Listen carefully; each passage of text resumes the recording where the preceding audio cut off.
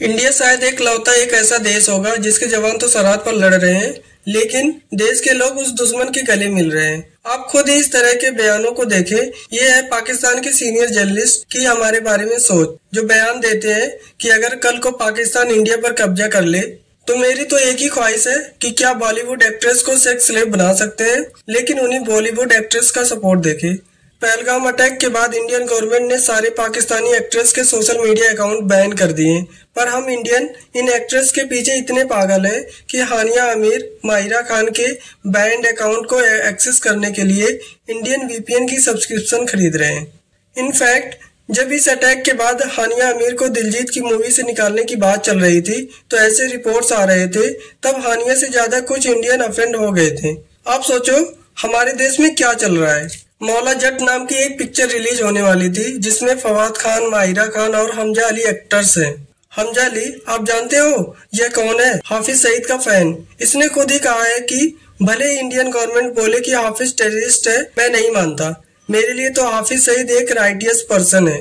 Pahalgam attack और 26/11 के पीछे का मास्टरमाइंड, ऐसे आतंकवादी हमले जिसमें 175 इंडियन की जान चली गई थी, वो हाफिज सईद इस बंदे के लिए एक राइटियस पर्सन है और उनकी पिक्चर को हम इंडिया में रिलीज होने देने वाले थे। यार हम और कुछ पाकिस्तान से सीखे ना सीखे, एक बात तो हमें जरूर सीखनी चाहिए, पेट्रोटिज्म, देश के प्रति प्यार। हानिया आमिर जिसको सरदार जी 3 मूवी मिलने वाली थी और फवाद खान दोनों ऑपरेशन सिंदूर के लिए इंडियन आर्मी को कावर्ड और शेमफुल बोल रहे हैं। रईस मूवी की एक्ट्रेस माहिरा खान तो इंडिया के अटैक्स को कंडेम करते हुए इंडिया को ही झूठी कंट्री बता रही हैं। वो कह रही हैं कि हमारे देश को बिना कोई रीजन के इंडिया हमेशा ब्लेम कर देता है।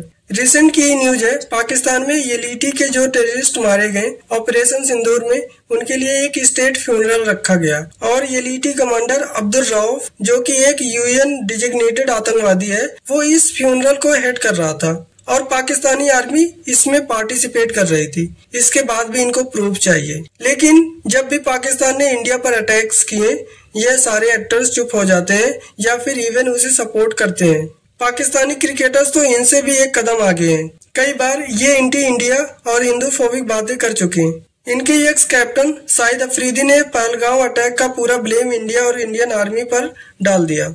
हमें एक बात समझनी होगी, हम चाहे जितनी भी कोशिश कर ले पाकिस्तान से सुलह करने की, उनकी तरफ दोस्ती का हाथ बढ़ाने की, पाकिस्तान की जनता उसे कभी भी रेसिप्रोकेट नहीं करेगी। और इसके पीछे का एक बड़ा रीजन है। आप पाकिस्तान का हर एक सिस्टम ले लो, मीडिया, उनकी फिल्म इंडस्ट्री, एजुकेशन सिस्टम और इवन उनका पॉलिटिकल सिस्टम, सब कुछ कम्प्लीटली हेट फॉर इंडिया पर ही बेस्ड है। तो आपको क्या लगता है, इन सब होने के बाद पाकिस्तान हमारा दोस्त हो सकता है? हमारा परसेप्शन है कि पाकिस्तान ना कभी हमारा दोस्त था, ना है और ना ही कभी हो सकता है। हमें इस भ्रम से बाहर निकलना होगा, क्योंकि आज भी पाकिस्तान में हेट फॉर इंडिया की पुस्तकें पढ़ाई जाती हैं। जय हिंद।